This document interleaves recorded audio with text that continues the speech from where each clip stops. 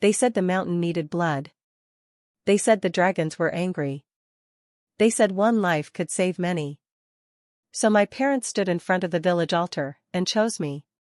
Not my beautiful sister, not the daughter they loved, not the one whose laughter still filled our home. They chose the quiet one. The broken one. The daughter who never spoke. They dressed me in white, they bound my wrists in red cord, and they led me to the mountain that eats girls alive. I thought I was walking to my death. I didn't know I was walking into a kingdom. I didn't know the beast waiting in the dark was not coming to devour me, but to claim me. Welcome to Floxy's Shifter Romance Tales. Before we dive in, I'd love your support. Kindly hit the likes button and let the story hit 200 likes. Also, subscribe, drop a comment and tell me where you're listening from. Your engagement means the world to me. Now let's begin. My name is Selina. And this is how I became the Dragon Emperor's queen. I learned very early in life that silence makes you easy to forget. I wasn't born mute. My voice was taken from me. Not by sickness, not by injury. By fear. I was 6 the first time my mother slapped me for speaking out of turn. 12 the first time my father told me to stop embarrassing him with my strange quietness. By 15, words lived only in my head. By 17, even my thoughts had learned to whisper. My sister Althea was everything I wasn't. Bright, laughing, golden. People loved her before she spoke. Men noticed her when she entered a room. My parents built their lives around her smile. I moved through the world like fog. Unseen, unheld, unchosen. So when the bells rang from the mountain temple, summoning every household to the square, I already knew. The dragons had descended again. The mountain above our village, black-spined, ever-smoking, was home to the ancient beasts. Creatures older than kingdoms. Older than prayer. And when they hungered, villages paid. The elders said the Dragon Emperor demanded a human life to quiet the mountains. One girl. Pure, unwed, unclaimed. The square filled with mothers clutching daughters. Fathers standing like shields. My parents didn't touch me. They didn't look at me. Until the High Elder lifted the ceremonial blade and asked the question every household dreaded. Who will offer a daughter? Silence. Then a sob. Then my mother's voice. We will. The world didn't shatter. It went very quiet. My sister screamed. My mother didn't cry. My father didn't move. The High Elder turned slowly. Which daughter? My mother's gaze found me like an afterthought. Selina. The name sounded strange in her mouth. My sister collapsed. The crowd gasped. Someone whispered, the quiet one. I stood very still. Because somewhere inside me, a small broken part had always known. If it ever came to this, no one would fight for me. They bathed me in the river at dusk. Dressed me in white linen. Wove red cord around my wrists and throat. The sacrifice binding. My sister clung to me, sobbing apologies into my shoulder. I'll fix this, she cried. I'll talk to them. I'll marry. I'll go instead. I touched her hair. Smiled. Because she was loved. Because I was not. My mother kissed my forehead like she was putting down a wounded animal. My father didn't meet my eyes. The procession began at twilight. Torches. Chants. The long black path up the mountain. Each step felt like walking out of the world. The air grew hotter. Thinner. Ash drifted like snow. The cave mouth waited at the summit. Wide. Breathing. The High Elder stopped. Cut the cords from my wrists. Walk in, he said. Do not run. Do not scream. Do not look back. I looked back anyway. My sister was on her knees. My mother had turned away. My father stared at the ground. So I turned forward. And walked into the dragon's mouth. The cave swallowed sound. Heat wrapped around me like breath. The floor sloped downward, slick with stone and sulfur. I walked. And walked. Until the light vanished. Until even fear felt distant. Then the mountain screamed. A violent roar split the dark. The ground shook. Stone cracked. I fell. The world exploded. When I woke, I was buried in dust and darkness. My ears rang. My lungs burned. The cave had collapsed. Not fully. But enough. A narrow chamber remained. Trapped. Sealed. Alone. I tried to sit up. Pain tore through my ankle. I bit my lip to keep from crying out. That's when I felt it. Heat. Not from the mountain. From something breathing. Behind me. A low, labored sound. Wet. Massive. Alive. The dragon was not deeper in the cave. It was here. With me. I turned slowly. And the darkness opened its eyes. Two massive embers ignited across the chamber. A shape unfolded. Scaled. Enormous. Broken. Blood steamed along black stone plates. One wing crushed beneath fallen rock. One golden eye clouded. The Dragon Emperor. Wounded. Trapped. Dying. His gaze locked on mine. The mountain stilled. I should have screamed. I should have begged. I should have run. Instead, something ancient inside my chest lifted its head. And for the first time in my life, I did not feel small. The dragon exhaled. Fire rolled across the cave wall, missing me by inches. A warning. A test. I didn't move. Didn't bow. Didn't flee. I lowered myself slowly to the ground. Not in submission. In presence. The dragon's breathing stuttered. His massive head lowered. His nostrils flared. He was not smelling fear. He was smelling me. My heartbeat. My blood. My soul.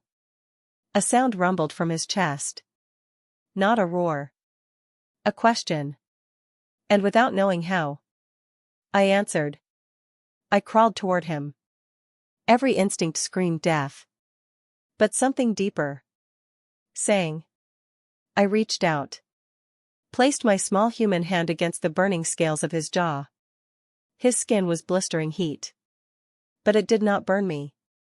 The dragon shuddered. His golden eye widened. The cavern filled with light. Power surged. The air cracked. And the beast began to change. Bone shifting. Scales melting. Fire folding inward. The mountain did not claim me. It revealed him. Where the dragon had been. A man knelt. Tall. Massive. Bare. Long black hair spilled down his back. Ash-gold markings burned across bronze skin. His chest heaved. Blood streaked his side. And when he lifted his head, those same ancient eyes burned into mine. Dragon gold. Unblinking. Awake. You are not a sacrifice, he said. His voice was thunder trapped in flesh. You are not prey. He reached for me. Not gently. Not cruelly. I did not pull away. His massive hand wrapped around my wrist. Heat surged. Pain flared. Then something snapped into place. Deep. Old. Permanent. His breath hitched. His grip tightened. You are mine. The words were not a claim. They were recognition. My queen.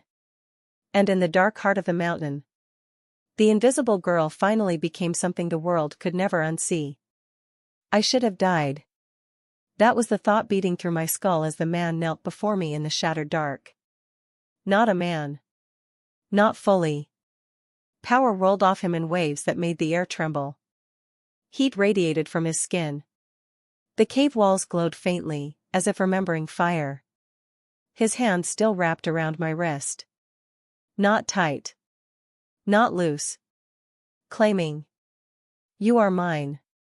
The words were not spoken like a threat. They were spoken like gravity. And when he called me queen, something inside my chest answered. I felt it. A pull. Not to his body. To his presence. To the place between us where something unseen had just locked into place. I should have pulled away. Should have screamed. Should have begged the gods I no longer believed in. Instead, I breathed. And for the first time in years, my lungs did not feel empty. His eyes searched my face. Not predatory. Not cruel. Hungry. But not for flesh. For recognition. For something he had waited centuries to find. His massive fingers flexed once around my wrist. Then he slowly released me. I did not fall. He watched closely, as if waiting for me to flee. I didn't. He shifted back, clearly in pain now that the transformation had settled. Blood seeped from a deep gash along his ribs where stone had torn through scale and flesh. His breath hitched. A sound escaped him, low, furious, restrained. Sit, he commanded. Not to dominate. To steady me. To protect himself. I lowered myself onto the warm stone. He did the same, bracing one arm behind him. Only then did I truly see him. He was enormous. Even kneeling, he was taller than any man I had ever known. Broad shoulders. Thick cords of muscle along his arms.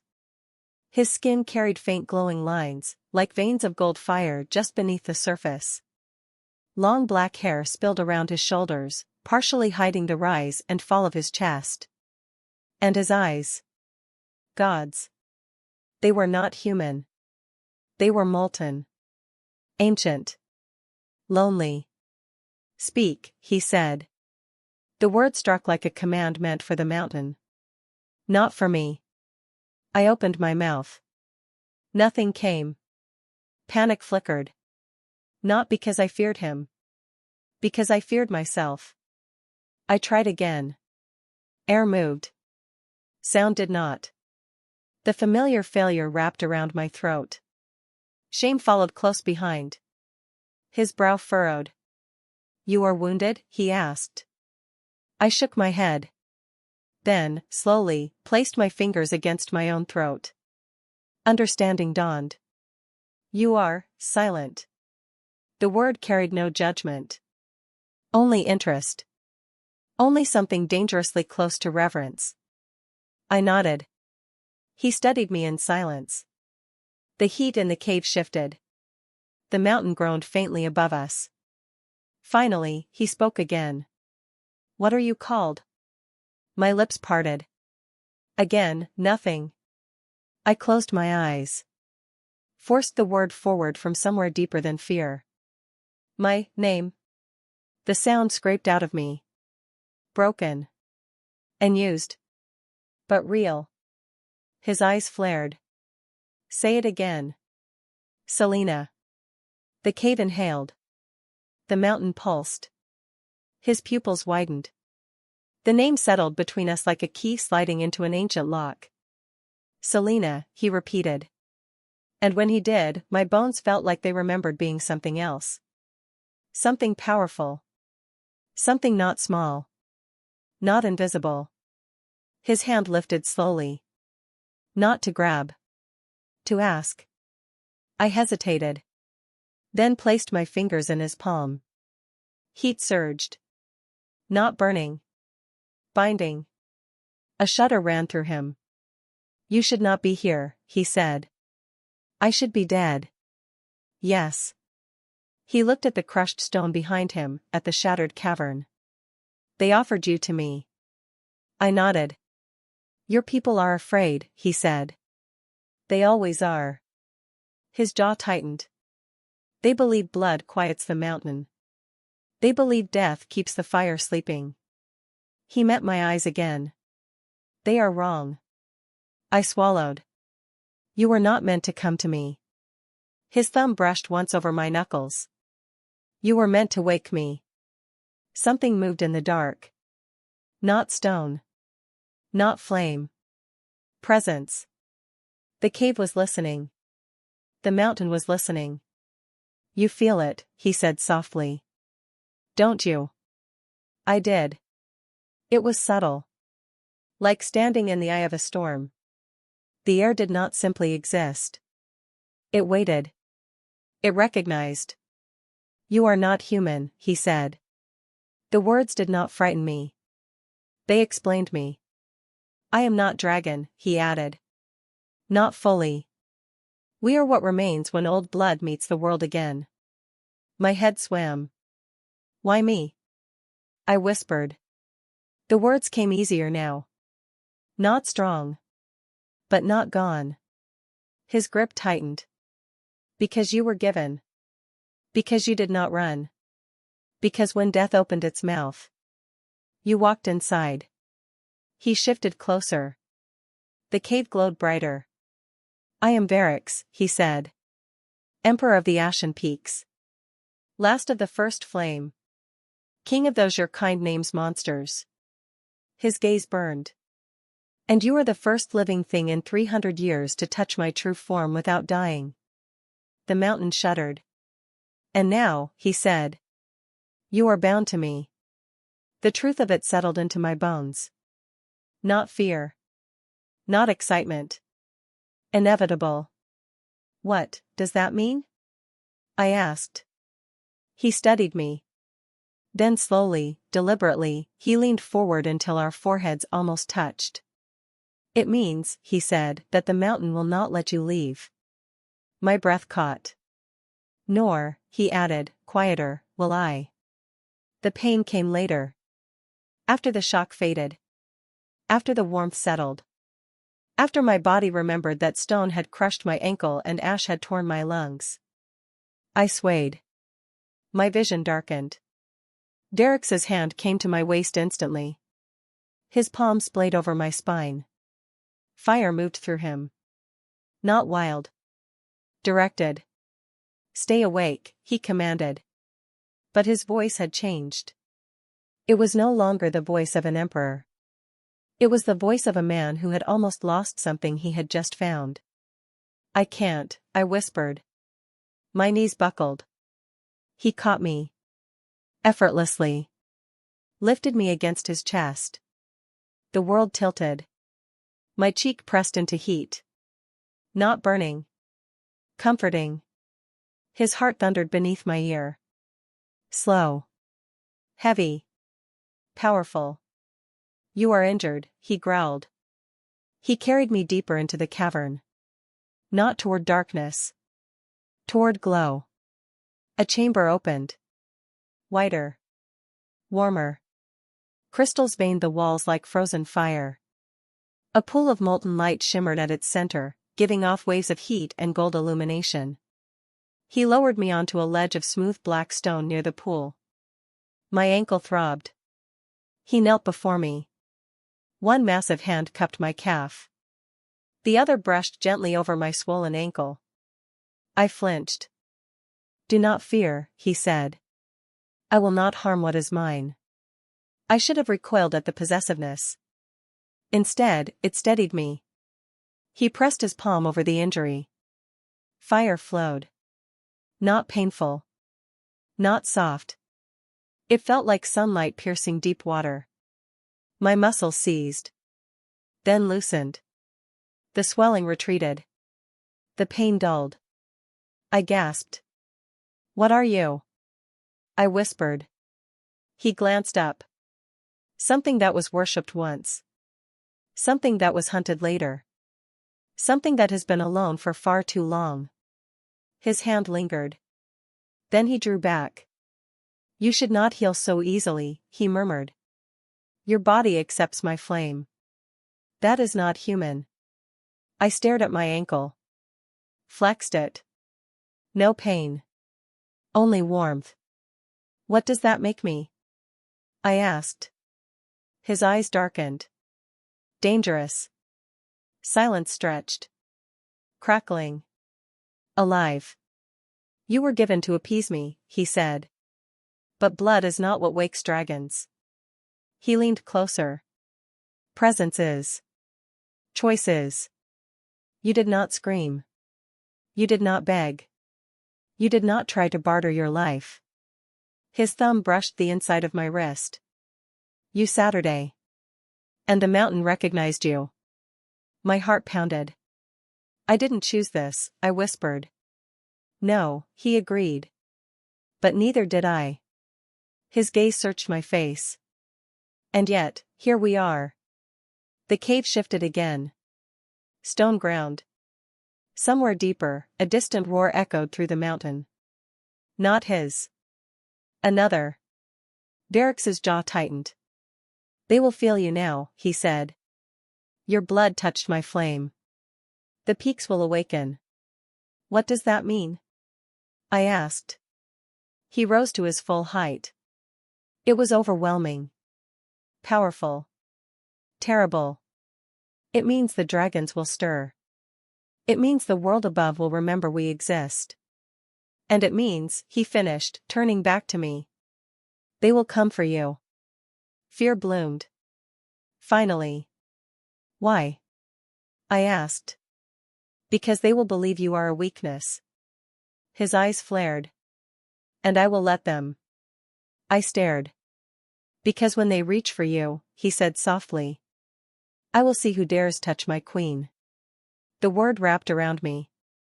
Queen. I had never been anything. Not chosen. Not protected. Not wanted. And now. I was something ancient. Something claimed. Something the world would hunt. I don't want to be queen, I whispered. He stepped closer. Lowered himself again until his eyes were level with mine. You already are. Silence. Then, quieter. The difference is whether you survive long enough to wear the crown. He extended his hand. You cannot return. I thought of the square. The torches. My sister's sobs. My mother's turned back. My father's silence. I have nowhere to return to, I said. Something shifted in his expression. A shadow. A fury. A promise. Then, he said. You will have a kingdom. He waited. Not forcing. Not commanding. I placed my hand in his. The mountain exhaled. The bond sealed deeper. And somewhere above us, far beyond the stone and fire, the world began to remember dragons. The mountain did not sleep. It breathed. I felt it the way you feel a living thing beneath your palms, subtle, constant, aware. Heat pulsed through the cavern walls like blood through veins. The golden glow from the molten pool painted everything in firelight, making Derrick's look less like a man and more like something carved from flame. He did not release my hand. Not when he stood. Not when he guided me forward through the vast chamber. Not when the floor beneath us sloped gently downward into a corridor wide enough for a dragon's wings. The deeper we went, the more the mountain changed. Crystals gave way to obsidian columns. Lava light dimmed into soft embers. The air grew warmer, heavier, thick with the scent of smoke and something ancient, like old storms trapped in stone. You are shaking, he observed. I hadn't realized I was. My fingers tightened around his. I've never been inside a mountain before, I whispered. A corner of his mouth lifted. You have never been inside a kingdom, he corrected. We emerged into a colossal cavern. And I stopped breathing. The chamber was vast, easily the size of the village square below. Black stone terraces ringed the space like natural thrones. Rivers of glowing magma ran through carved channels in the floor, illuminating immense stalactites that hung like the teeth of titans. And scattered throughout. They slept. Dragons. Dozens. Massive shapes curled in coils of wing and tail. Some black as night. Some copper. Some ash gray. Others shot through with veins of ember glow. Their chests rose and fell slowly, each breath echoing like distant thunder. I took an involuntary step back. Derrick's grip tightened. "They will not harm you," he said. "They already know." "No, what?" I whispered. "That you belong to me." As if summoned by his words, the nearest dragon stirred. A colossal onyx head lifted from its coils. One molten eye opened. And then, impossibly, it bowed. The massive skull lowered until its blazing brow touched the stone. A tremor ran through the cavern. Then another dragon shifted. Then another.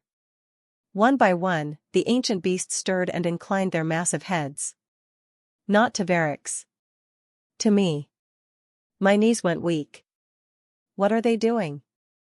I breathed. Varix was very still. "The mountain is recognizing you." My heart thundered. "I haven't done anything." "You walked into my flame," he said. "You lived. That alone is enough." The onyx dragon exhaled a ribbon of warm smoke that curled harmlessly around my legs like mist. "Not threatening. Greeting." "Selina," Varix said softly. "The Ashen Peaks have not accepted a living queen in over a millennium." "Queens were dragonborn," he continued. "Fire-blooded. Scale-skinned. Created, not chosen." His gaze burned into mine. "You are something else." "What am I?" I whispered. His answer was not immediate. "Unwritten." The word struck deeper than any title. Unwritten. Not claimed by the past. Not shaped by expectation. Not bound to bloodlines or prophecy. For the first time in my life, I was not defined by what I lacked. I was defined by what had not yet been decided. Varix guided me down the stone steps to a lower terrace. The dragons watched. Not hungrily. Not warily. Curiously. We reached a raised platform at the chamber's center, an island of polished obsidian above a pool of glowing magma. Carved into the stone was a massive, hollowed depression. A nest. "This was where the first empress slept," Varix said. He hesitated.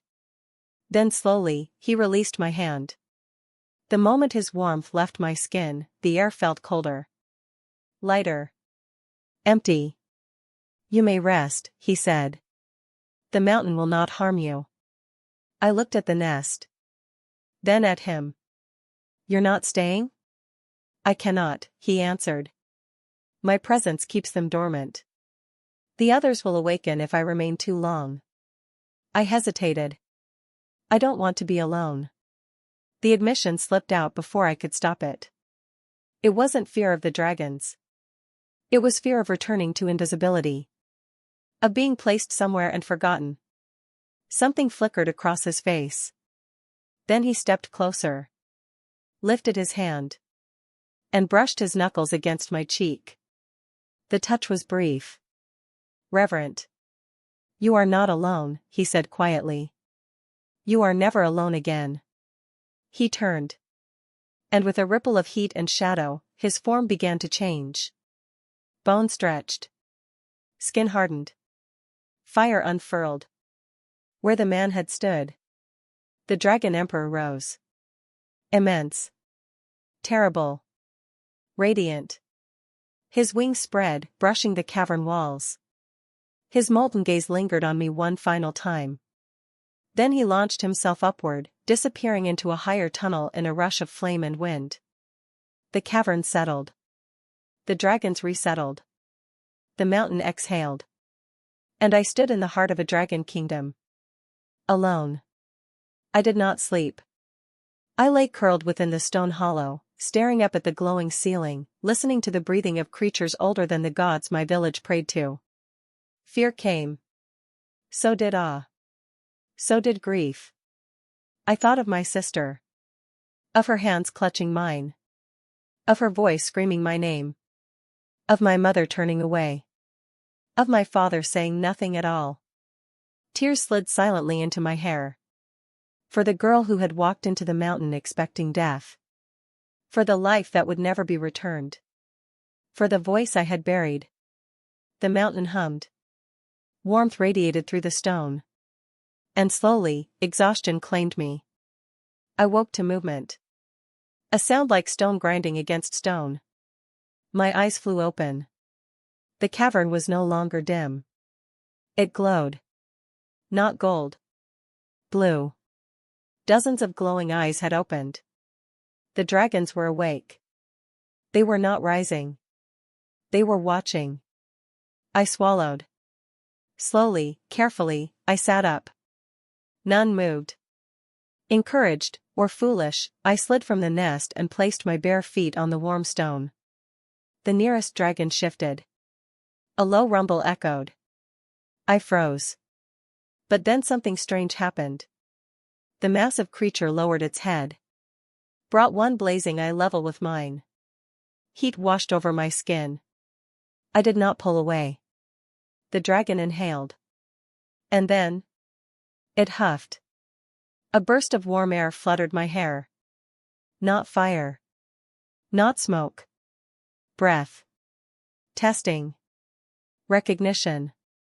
I lifted my trembling hand. Placed my palm against its scale. The mountain shuddered. The dragon's eye widened. And a sensation rippled through me. Not heat. Not pain. Memory. Grief. Loneliness. 100 years of sleep. 1,000 of waiting. I gasped. The dragon drew back sharply. Then bowed its head fully. The others followed. The cavern trembled under the synchronized motion. I sank to my knees. What is happening? I whispered. The answer did not come from the dragons. It came from me. From deep within my chest. Where something had begun to glow. Not fire. Light. The same subtle warmth I had felt when Varix touched me. When he healed me. When he claimed me. The bond. But not only his. Theirs. The mountain. The kingdom. I pressed my palm to my sternum. The light brightened. And I felt them. Not thoughts. Not words. Awareness. They knew me. They were not kneeling to a crown. They were kneeling to connection. Something old. Something not meant to exist in human flesh. Footsteps echoed. Heavy. Measured. Varix emerged from the upper tunnel, his human form once again wearing power like a second skin. He halted when he saw me kneeling. When he saw the dragons bowing. His eyes widened. What did you do? He demanded softly. I didn't mean to, I whispered. I just touched one. His gaze cut to the nearest dragon. Then back to me. Then his breath left him. They are not submitting, he said. They are attuning. I frowned. What does that mean? He approached slowly. As if approaching something sacred. Dragons do not kneel without command. They align only with power. He knelt before me. Not as emperor. Not as king. But as something humbled. They are not recognizing my rule, he said. They are recognizing yours. My heart lurched. No, I whispered. That's impossible. Nothing about you is, he replied. He lifted my hand. Pressed it over his heart. You do not carry dragon blood. You carry resonance. The word thrummed through me. Your presence harmonizes what is ancient, he continued. Flame. Stone. Beast. And me. His eyes burned into mine. You are not my queen because I claimed you. You are my queen because the mountain chose you. A roar rolled through the cavern. Not violent. Triumphant. Somewhere above us, far beyond stone and fire. A second roar answered. Then a third. Distant. Awakening. Varix's jaw tightened. They feel you, he said. All of them. Every dragon across the ashen peaks. And the priests, he added grimly. And the hunters. And the kingdoms that built their cities on our bones. I stared at him. What happens now? He rose. Offered me his hands. I took them. He pulled me to my feet. Now, he said. The world learns you did not die. And the first ones who will come to take you back. The cavern shook. Stone cracked. A sound like horns echoed faintly through the depths of the mountain. Derricks turned toward the upper tunnels. They have already reached the pass. My stomach dropped. Who? The priests. The same men who demanded your blood. And the hunters who were paid to bring back proof of your death. His eyes went molten. They will not leave empty-handed. He turned back to me. And for the first time since I met him, I saw something like fear in his gaze. They will try to take you. I swallowed. What if they succeed? His voice dropped. They won't. Because if they touch you. The temperature spiked. Every dragon in the cavern lifted its head. Derricks's pupils flared into slits of gold fire. I will burn the world down to get you back. The mountain roared in agreement. And deep within my chest, something answered. The horns echoed again. Low. Ancient. Not the roar of dragons. The call of men who believed themselves brave enough to hunt them. My skin prickled. Even before I understood the danger, my body did. Something in my blood recognized the sound. Not fear. Memory. Instinct older than my bones. They are closer than they should be, Derricks murmured. He released my hands and turned sharply, scanning the upper tunnels. The molten veins beneath his skin glowed brighter, faint lines of gold threading his arms, his throat, his temples. The priests never come alone, he said. And hunters do not climb the peaks without permission. Permission from who? I asked. His jaw tightened. From kings who believe dragons are already dead. A distant crash reverberated through the stone. Then voices, faint, distorted by distance, but unmistakably human. Chants. Prayer songs. The same cadence that had followed me up the mountain path. They think they're walking into a tomb, I whispered. They are walking into a kingdom, Derricks replied. He looked down at me. And for the first time since I met him, the ruthless dragon emperor did not look like a ruler. He looked like a man who had just realized the one thing he'd waited centuries for might be taken from him. You will not be seen, he said. He lifted his hand. The cavern dimmed. The glowing rivers of magma dulled to faint embers. The crystal walls clouded.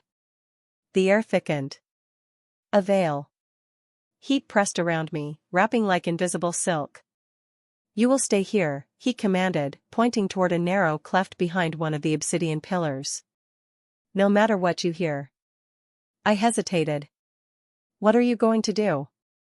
His mouth curved into something that wasn't a smile.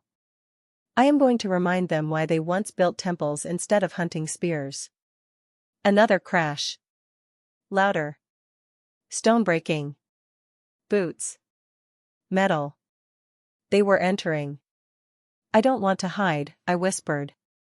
His gaze snapped back to me. This is not a choice. I lifted my chin. I didn't choose to be sacrificed either. Something flickered through him. Fire. Frustration. Respect. Selina. They already took my life once, I said. You won't lock me away while they try again. The bond between us pulsed. He could feel my resolve. Could feel my fear. Could feel that beneath both, something was rising. You are not ready, he said. Neither were you, I replied softly. Silence. Then, very slowly, he reached up. Pressed 2 fingers to my throat. To my pulse. Not claiming. Grounding. Stay where I can reach you, he said. If anything touches you. His voice dropped. The mountain will run with blood. He turned away. And the cavern shook as he walked. The priests came first. White robes. Ash-marked skin. Copper talismans shaped like broken wings. They crept through the upper passage with torches held high, chanting to gods who had never lived in stone. Behind them came the hunters. Men armored in blackened steel. Faces scarred. Crossbows carved with sigils. Nets threaded with silver and runes. I watched from behind the obsidian pillar, heart pounding so hard I feared it would betray me. They said it collapsed, one of the priests murmured. They said the sacrifice was accepted. Then why does the mountain breathe? A hunter muttered. They stepped into the central cavern. And froze. Dragons. Awake. Watching. Rows of glowing eyes ignited the darkness. The torches wavered. A prayer broke. Derricks emerged from the upper ledge in a slow, deliberate stride. No wings. No scales. Just power shaped like a man. You walk where you were never invited, he said. His voice rolled through the cavern like distant thunder. The high priest lifted his torch. The Dragon Emperor is dead, he declared. The peaks fell silent centuries ago. Derricks smiled. The temperature spiked. Then, he said softly, you should be very afraid of ghosts. The cavern exploded. Fire erupted from the magma channels. Dragons rose with the sound of mountains tearing open. Wings unfurled. Stone shattered. Men screamed. Some ran. Some fell. Some raised weapons that looked suddenly very small. The hunters fired. Bolts streaked through the air, trailing magic. Derricks lifted his hand. The bolts disintegrated mid-flight. Leave, he commanded. The word was not sound. It was will. Half the men dropped to their knees. The rest charged. The first hunter never reached him. A wall of flame erupted from the floor, swallowing the man whole. The second swung a rune blade. Derricks caught it barehanded. Crushed it. Backhanded the man across the cavern. The priests chanted louder. Sigils flared across the stone. The mountain groaned. Something ancient and angry stirred beneath the peaks. They were not trying to kill him. They were trying to wake something else. A trap. My chest burned. The light inside me pulsed. Stop. I cried. My voice rang across the cavern. Clear. Strong. Real. Every head snapped toward me. Including his. Derricks's eyes widened. The priests gasped. She lives, one whispered. The offering lives. She carries the mark, another breathed. The dragon's flame. They turned as one. And pointed at me. She is the vessel, the high priest said. Seize her. The hunters obeyed. They broke from the battle line and surged toward my hiding place. Derricks roared. The sound shook the ceiling. But he was too far. They were too many. I ran. Stone scraped my palms. Heat scorched my lungs. I darted between pillars, heart hammering, power surging in my veins like something searching for an exit. A net flew. It wrapped around my shoulders, burning cold. Runes flared. Pain tore through me. I screamed. And something answered. Not sound. Not fire. Command. The cavern lurched. Every dragon in the chamber lifted its head at once. The hunters froze mid-step. The priest's chanting shattered. The net burned away like ash. And the light inside me exploded. I did not breathe it out. I sent it. Not toward the men. Toward the mountain. Toward the dragons. Toward him. The bond opened. Wide. Uncontrolled. Derricks's power surged through me like a living storm.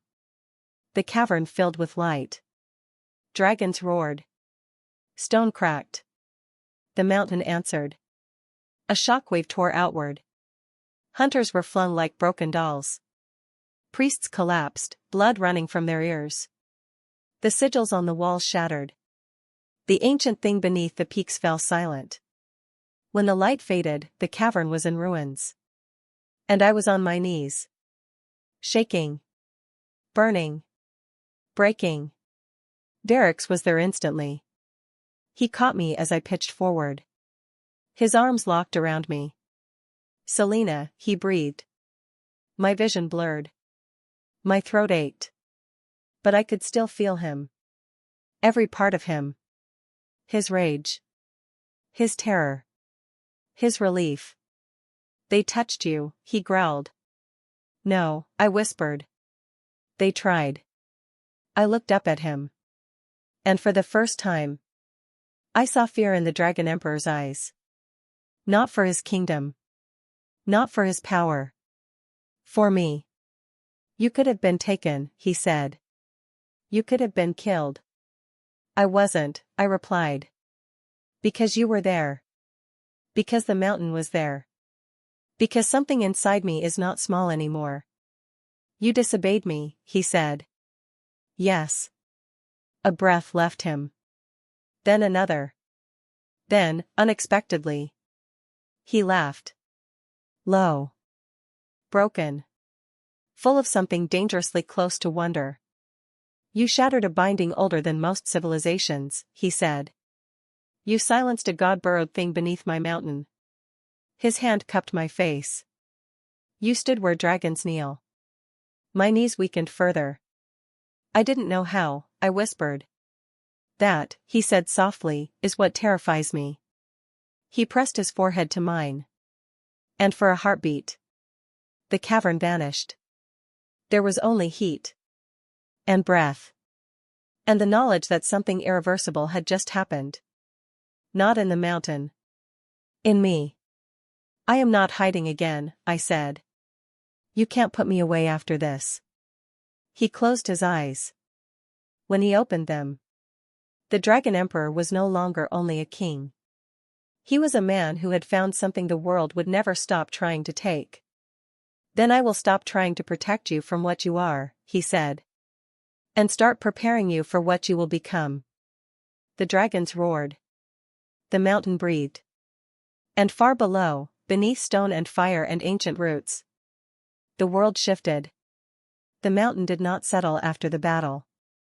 It listened. I felt it everywhere now. In the stone beneath my bare feet, I and the heat that breathed across my skin, I and the dragons whose massive bodies shifted in distant caverns, restless in a way that mirrored my own blood. I was no longer just inside the mountain. I was inside its awareness. And it was inside me. The days that followed blurred together.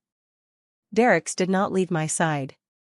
Not when the wounded hunters were dragged from the caverns and bound in chains of obsidian, not when the priests were imprisoned in chambers so deep even prayer could not find them, not when the dragons circled endlessly through the upper tunnels, roaring to one another like they were carrying news across the peaks. He watched me as though he were relearning the world through my presence. And I was learning how not to disappear. He taught me first how to stand. Not with my shoulders pulled inward. Not with my gaze lowered. But with my feet planted. With my breath deep. With the weight of the mountain recognized, not endured. "You feel small because you were taught to fold," he said, circling me on a wide stone terrace while magma flowed in glowing rivers far below. "But you were never made to bend." He showed me how to breathe into the light inside my chest. How to draw it outward instead of letting it burn unchecked. How to open the bond without drowning in it. The first time I did it intentionally, the cavern rang like a struck bell. Dragons lifted their heads across the peaks. Derek's went utterly still. "Again," he said. I hesitated. Then closed my eyes. Reached not for him. But for myself. The light came. Not explosive. Focused. Alive. The stone beneath my feet warmed. The air thickened. And Derek's inhaled sharply. His eyes flared molten gold. The markings beneath his skin brightened like living flame. He staggered. Caught himself.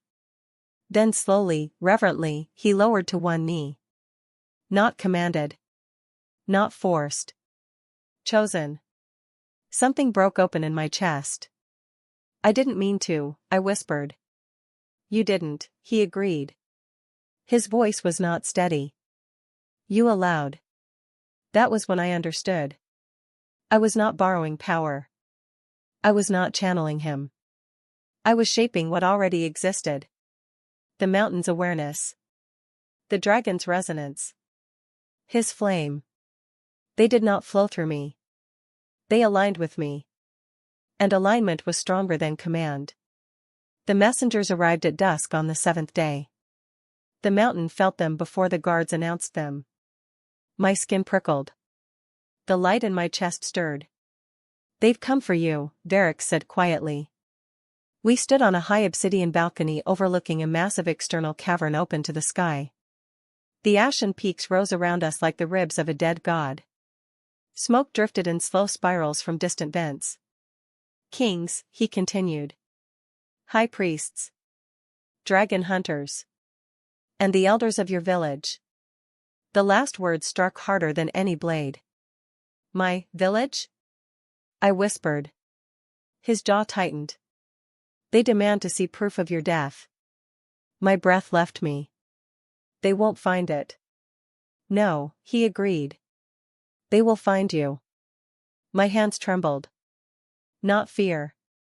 Something deeper. Unfinished. I want to see them, I said. Derek's turned sharply. Selina. I need to, I said. Not as what they tried to kill. But as what they created. Silence stretched. Then he nodded once. As you wish, my queen. The title no longer felt like something borrowed. It felt like something waiting. They gathered in the lower ceremonial cavern.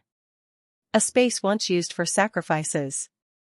Now carved into a throne hall of fire and stone. Dragons lined the upper terraces. Their eyes burned like suns. Their wings rustled like storms held back by bone. The humans were brought in under guard. Kings in gold-trimmed cloaks. Priests heavy with talismans. Hunters with scarred faces and shackled wrists. And at the center, my parents. My mother's hair had gone whiter. My father's back more stooped. My sister clutched her hands before her chest like she was holding herself together. The moment she saw me, she cried out. Selina. The sound ripped through me. Not pain. Memory. I stepped forward. Derek's moved with me. Every footstep echoed. Every human I followed. My mother went pale. My father fell to his knees. My sister broke from the guards and ran to me. She stopped inches away. As if afraid to touch something that might vanish. They said you were gone, she sobbed. They said the mountain collapsed. They said. I walked into the mountain, I said. My voice did not shake. I lived. Her hands trembled as she reached for my face. I did not pull away. I'm so sorry, she whispered. I begged them. I tried. I swore I would go instead. I know, I said softly. And I meant it. She had fought. She had loved. My parents had not. I looked past her. At them. My mother's eyes shone with tears. My father's face was rigid with something that might have been shame. You offered me, I said. Not accusation. Statement. The high priest found his voice. This creature has enthralled her, he declared. She is corrupted. Bound by dragon sorcery. Return her and we may yet cleanse. Derek's took one step forward. The cavern temperature spiked. Every dragon's eye flared. The high priest fell silent. I lifted my hand. And the mountain obeyed. The heat eased. The dragons stilled. I turned back to my parents. You chose me, I said. Because you believed I was already gone. My mother sobbed openly now. You were so quiet, she whispered. So distant. We didn't know how to reach you. You never tried, I replied. The words did not carry anger. They carried truth. I was easy, I continued. Unnoticed. Replaceable. My father finally lifted his head. His voice broke. We thought the gods would understand. We thought one life would be enough, I finished. Silence fell. My sister turned to them, horror dawning. You chose her, she breathed. You chose her because you thought no one would miss her. My mother covered her face. Something in me loosened. Not forgiveness. Release. I am not here for apologies, I said. I am here to end what you started. The high priest sneered. You cannot rule monsters, he said. You are human. You will age. You will die. The dragons will consume you like all the rest. No, Derek said. And when he spoke, the world listened. She will not. He moved to stand beside me. Did not tower. Did not dominate. Aligned. She is not your sacrifice, he said. She is not your offering. She is not your myth. She is my queen. The dragons roared. The king staggered. The priests fell to their knees. I stepped forward. And I am not here to be returned, I said. I am here to be recognized. I lifted my hands. The light answered. Soft at first. Then radiant. It spilled from my chest like dawn. Flowed across the stone. Up the pillars. Into the dragons. Their wings unfurled. Their scales glowed. The cavern filled with living fire. The humans gasped. Some wept. Some fled their knees. This mountain does not belong to you, I said. These creatures do not belong to you. I do not belong to you. I turned to my parents one last time. You lost a daughter when you stopped seeing her. I am not that girl anymore.